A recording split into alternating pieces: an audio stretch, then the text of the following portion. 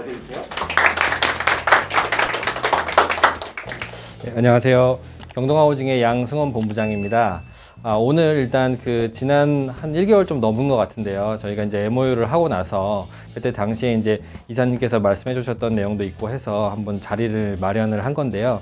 너무 많이 참석을 해 주셔가지고 제가 약간은 부담이 좀 되는데 어떤 내용을 좀 말씀드려야 좋을까 고민을 많이 했습니다. 그러다가 이제 법적인 내용 아주 기본적인 거 약간 하고 그다음에 저희 회사 공사 사례들 위주로 해서 이렇게 설명을 드리고 마지막에 이제 저희 이제 신축 개요를 지금 이제 서비스 해드리고 있는데 신축 개요 신청하시려면 어떻게 해야 되는지 또 리모델링 같은 경우에는 약간 좀 다르거든요. 그래서 그런 경우에는 어떻게 이제 요청을 해주시면 되는지 그런 내용들을 좀 말씀드리도록 하겠습니다.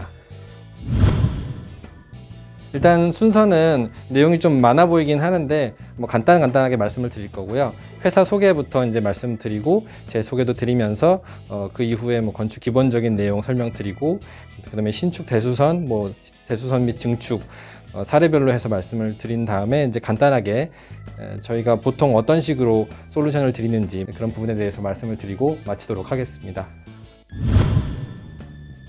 제 소개라고 할 거는 뭐 특별할 건 없지만 제가 이제 2014년에 경동하우징에 입사를 해서 저희가 이제 부동산 개발 쪽으로 조금 진행을 했었거든요. 그래서 저희가 이제 건물 매입해서 진행을 하다가 지금은 다 매각을 했는데 그런 쪽도 담당을 했었고 또 BS 사업본부라고 해서 현재는 이제 다른 분으로 이제 바뀌셨는데 저희 이제 건물 하자 보수하고 약간 건물 관련된 부분들을 이제 담당하고 있는 사후 관리 쪽을 제가 담당을 했었습니다. 그래서 그런 것들을 이제 진행을 했었고 현재는 이제 작년 10월 달부터 마케팅 사업본부가 이제 새로 생겼거든요. 저희 회사가 이제 나날이 성장을 좀 하다 보니까 마케팅 쪽도 이제 안 하고 있었던 건 아닙니다. 뭐 홈페이지, 뭐 SNS 뭐 이런 것들을 하고 있었는데 좀 더 체계적으로 하기 위해서 이제 부서를 따로 만들어서 제가 담당을 하게 됐습니다.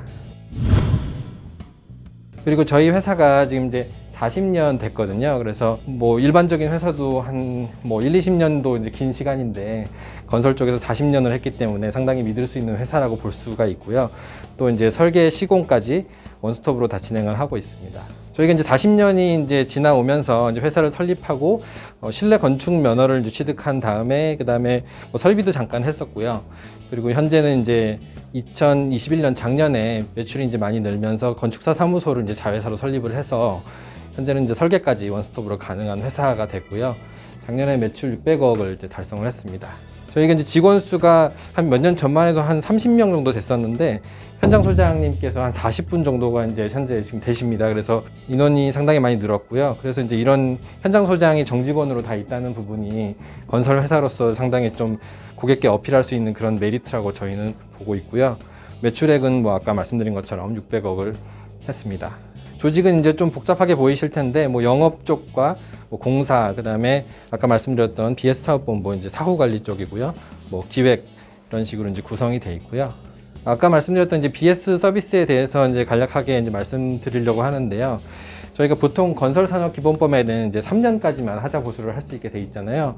물론 그건 저희도 동의를 하지만 3년이 지나도 저희는 이제 10년까지 그거를 이제 보장해 드리겠다. 이제 주 내용은 이 내용인데 사실은 이제 그 안에 세부 내용을 보면 이제 3년 이후에는 이제 실비는 저희가 이제 받지만 그 이후에도 정기적으로 지금 이 스케줄에 맞춰서 준공 완료부터 3개월까지는 뭐 월 2회 이렇게 조금씩 이제 주기가 짧아지는 거긴 한데요. 그렇게 10년이 되기 전까지는 6개월마다 1회 이렇게 먼저 방문을 해서 고객이 뭔가 이렇게 문제를 발견하기 전에 저희가 먼저 발견을 해서 그것들을 이제 시정을 하고 더 이제 믿을 수 있게 하기 위해서 이제 이런 시스템을 도입한 지가 한 10년 정도 됐거든요.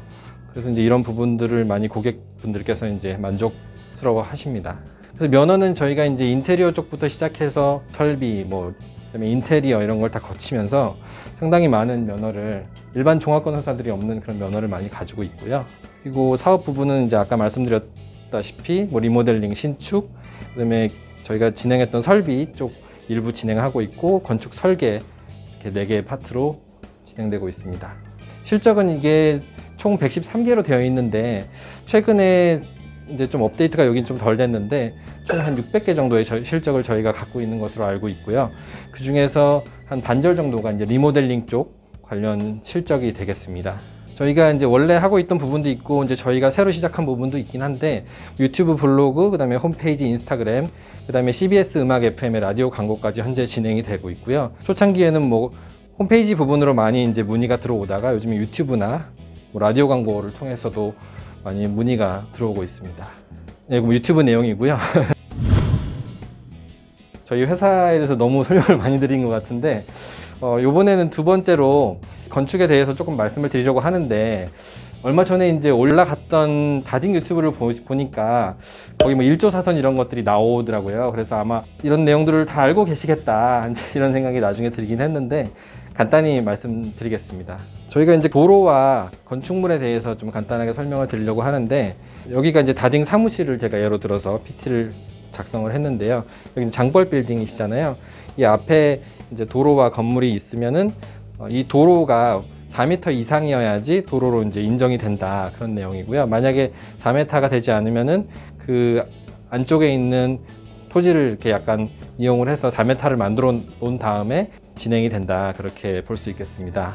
그리고 이제 일반적으로는 대지 경계선과 건축선이 일치를 하는데 지금 보시는 것처럼 이런 경우 많이 보셨을 거예요. 건축선이 대지 경계선과 좀 다른 경우, 보통 뭐 지구 단위 구역이라든지 아니면 지구 단위 구역으로 이렇게 지정되어 있지 않아도 요 다음 페이지를 보시면 지구 단위 구역이 아니지만 이렇게 건축선이 그어져 있는 경우도 있거든요.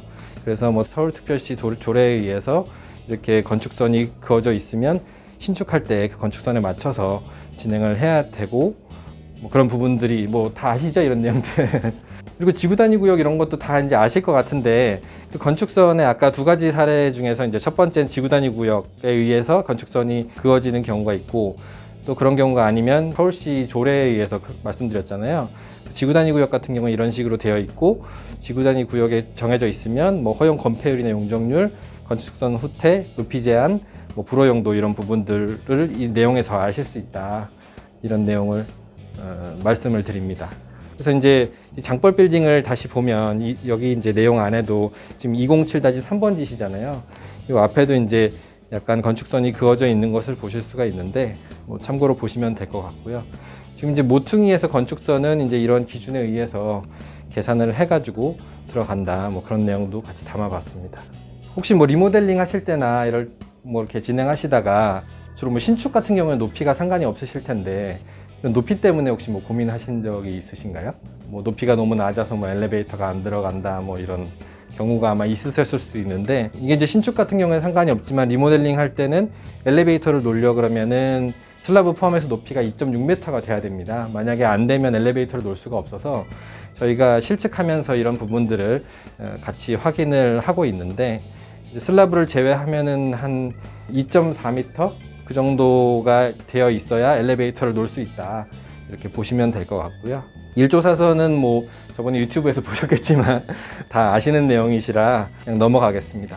주차 대수가 이제 저희 쪽 유튜브를 보신 분 있으시면 아시겠지만 제일 중요한 게 주차 대수가 중요한 것 같아요. 주차 대수하고 뭐 건폐율, 용적률에 따라서 이제 건물의 모양이 정해지기 때문에 이 주차 대수가 중요한데, 보통 저희는 이제 근린생활 시설을 많이 취급하기 때문에 이 시설 면적당 134제곱미터당 한 대, 이 기준을 한 80%, 80-90% 이제 이 기준에 의해서 작성을 하고 있습니다. 다음 페이지에 보시면요, 로타리형이 좀 빠지긴 했는데 자주식 주차하고 기계식 주차가 있고 이렇게 세부적으로 이렇게 나눠지는 걸 보실 수가 있죠. 근데 저는 이 반자주식 주차하고 기계식 주차기가 좀 헷갈리더라고요. 좀 비슷하게 생겨서 언뜻 보기에는 뭐 구분 다 하실 수 있겠지만은 저는 처음에 좀 헷갈렸습니다. 근데 이제 반자주식 주차 같은 경우에는 차를 타고 들어가서 다 파킹을 해놓고 나오는 거고, 기계식 주차기는 이제 내리는 거잖아요. 그런 차이점이 있고요. 그리고 이제 이런 내용이 필요 있으실까 모르겠지만 저희가 이제 보통 평행주차, 직각주차 뭐 이렇게 해서 기준을 삼아서 뭐 신축이나 리모델링 설계를 할 때 하고 있는데, 평행주차 같은 경우에는 일반적으로 저희가 주차하면 2.5m에 5m가 이제 한 대가 들어가는 사이즈다라고 하고 있는데, 평행주차 같은 경우에는 2m에 6m로 조금 다르고요. 그리고 평행주차 같은 경우에 이 밑에 부분이 차로 넓이로 3에서 5m 이상이 이제 있어야 이렇게 주차장을 만들 수가 있습니다. 또 직각 주차는 6m가 돼야 되고요. 만약에 이제 앞에 도로가 6m가 되지 않는다고 하면, 예를 들어서 4m다. 그러면은 그 2m만큼 안쪽으로 들어가서 주차장을 조성을 해야 됩니다. 그리고 이제 이 내용도 이제 저희 유튜브에 올라갔던 내용이긴 한데요.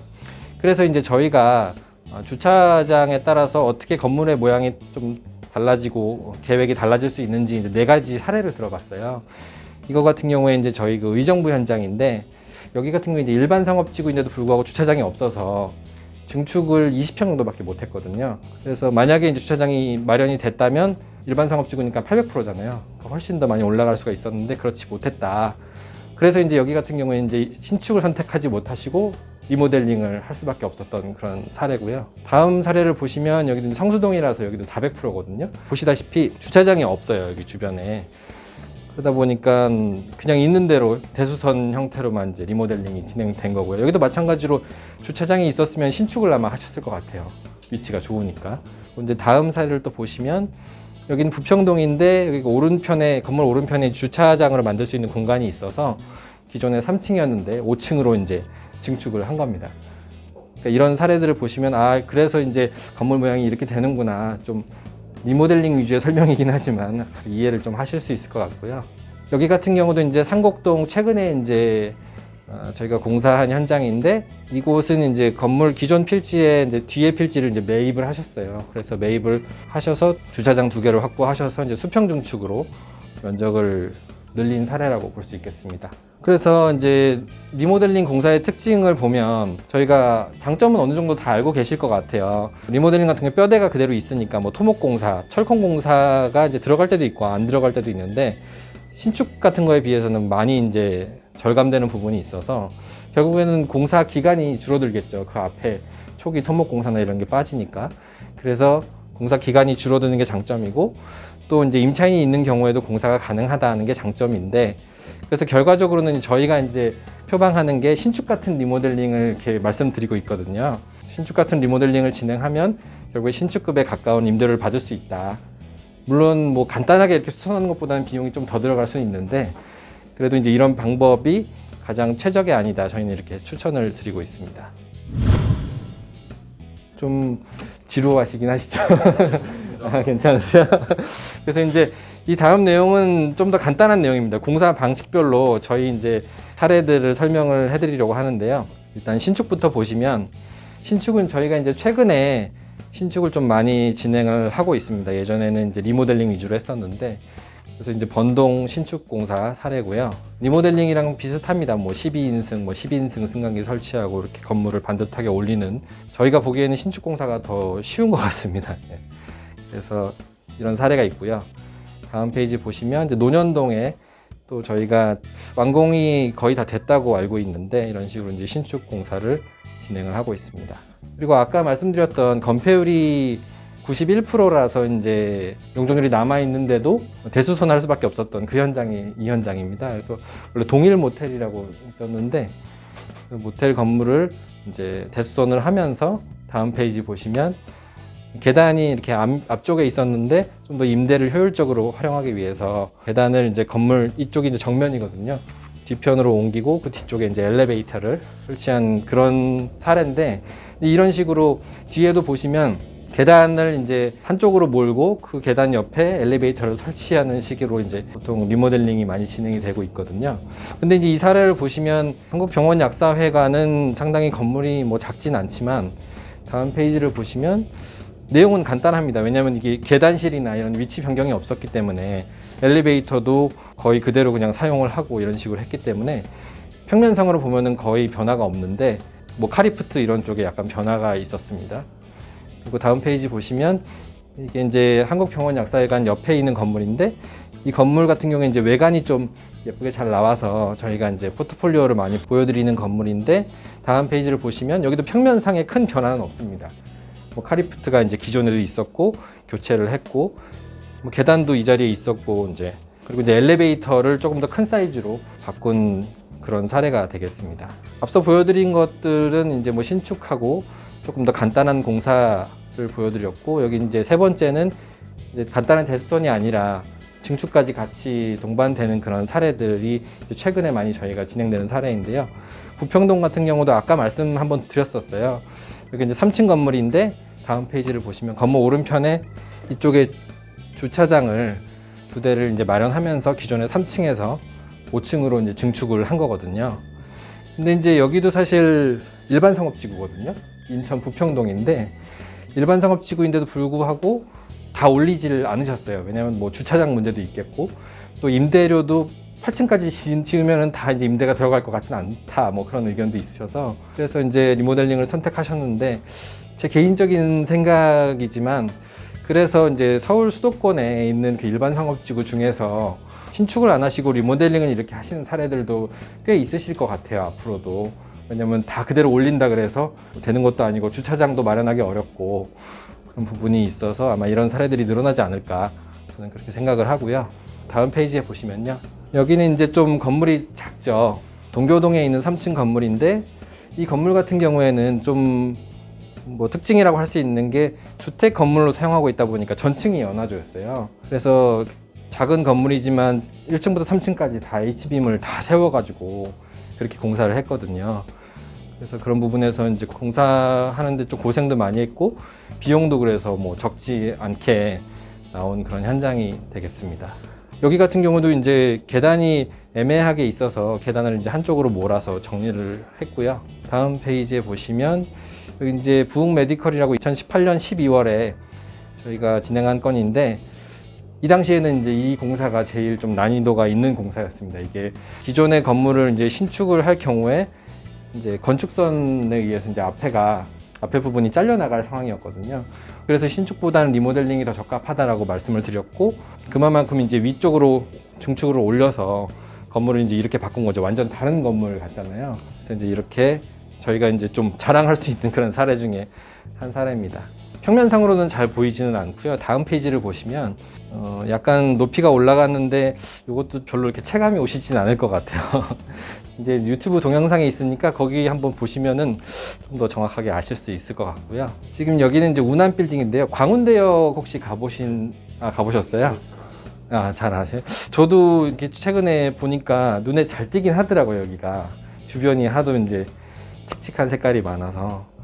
그래서 이 건물 같은 경우에는 기존의 이 외벽 라인을 이용해서 그대로 이렇게 커튼홀식으로 만들었는데 약간 파도 모양으로 이렇게 돼서 상당히 인지도가 높아지는 데 도움이 많이 됐다고 그렇게 얘기를 들었습니다. 이 건물 같은 경우에는 이제 이 왼쪽 부위가 이사님도 아시겠지만 이 왼쪽 부위가 이제 코너잖아요. 근데 이제 계단실이 약간 왼쪽으로 붙어 있다 보니까 이쪽 부위에 이제 임대료가 잘 안 나왔었나 봐요. 그래서 계단실을 오른쪽으로 이동을 시키고 이 코너 부위에다가 이제 임대를 좀 많이 배치를 한 것 같아요. 그러면서 상당히 이제 건축주께서 만족스러워 하셨던 그런 사례였습니다. 그러니까 계단을 한쪽으로 완전히 붙이는 경우도 있고 약간 이렇게 이동시키는 경우도 있고 요즘에는 뭐 계단 이동이 상당히 많이 일어나고 있는 상황입니다. 거의 다 말씀드린 것 같고요. 건물 형태별 리모델링 솔루션이라고 제가 정리를 해봤는데 제가 이제 영업을 하러 다니다 보니까 딱 보면 이게 몇 년도 건물인지 좀 알 수 있겠더라고요. 그래서 다음 페이지 보시면 이제 노후된 타일 건물이 보통 한 90년도 전까지 이제 타일로 많이 만들었던 것 같아요. 그래서 이런 타일 건물들은 외장을 바꿔야 되기 때문에 석재로 많이 바꿨습니다. 저희도 이제 그렇게 많이 하고 있고 그리고 이제 다음 페이지를 보시면 석재로 돼 있는 건물들, 뭐 1990년도 이후 건물들은 똑같이 석재로 하면은 별로 변화가 없어서 오히려 이제 요즘 유행하는 모노벽돌 타일로 많이 했어요. 최근에 많이 보시죠. 다니다 보시면 모노벽돌 타일도 굉장히 많잖아요. 이 모노벽돌 타일도 종류가 상당히 많아서 뭐 색깔별로 다 있고요. 또 다음 페이지에 보시면 이제 그래서 뭐 70년도부터 있는 건물들이 당연히 엘리베이터가 없겠죠. 그래서 엘리베이터를 이제 놓는 이런 공사들도 저희가 엘리베이터만 하진 않습니다. 그렇지만 하면서 거의 같이 들어간다고 보고 있고요. 작년에 아마 이런 경우가 많았던 것 같은데 건물가가 올라가면서 주택을 근생으로 많이 바꾸시더라고요. 바꿔서 아마 매각을 하셨던 것 같아요. 그래서 이제 이런 공사들도 많이 있었고 이 건물 같은 경우에 앞서 말씀드린 것처럼 H빔으로 이렇게 다 세워야 됐기 때문에 공사 난이도는 상당히 쉽지는 않습니다. 근데 이제 주택을 근생으로 바꿨을 때 근생의 메리트가 있잖아요. 많이 찾으셨었고 지금도 많이 찾고 있고 그러다 보니까 비용을 많이 들여서라도 이렇게 바꾸시는 문의들이 많이 들어왔었습니다. 지금 이 건물은 아까 말씀드린 광운대 건물이고요. 저희가 이제 외장재는 간단하게 4개로 정리를 해봤는데, 첫 번째는 유리, 두 번째는 석재, 세 번째는 벽돌 타일, 네 번째는 금속 판넬 이렇게 나눠봤고요. 이런 것들은 뭐 내용이 너무 길어지니까 그냥 간단하게 이런 외장재가 있다라고 보시면 될 것 같고, 요즘에 많이 쓰는 것들은 이제 커튼홀 방식하고, 그다음에 뭐 경우에 따라서 이렇게 징크 판넬을 같이 뭐 섞어서 하신다든가, 아니면 뭐 석재하고 금속 이렇게 섞어서 뭐 외장을 하신다든가, 뭐 그런 방식으로 많이 하시고 계시고요. 제가 준비한 건 여기까지입니다. 네. 감사합니다.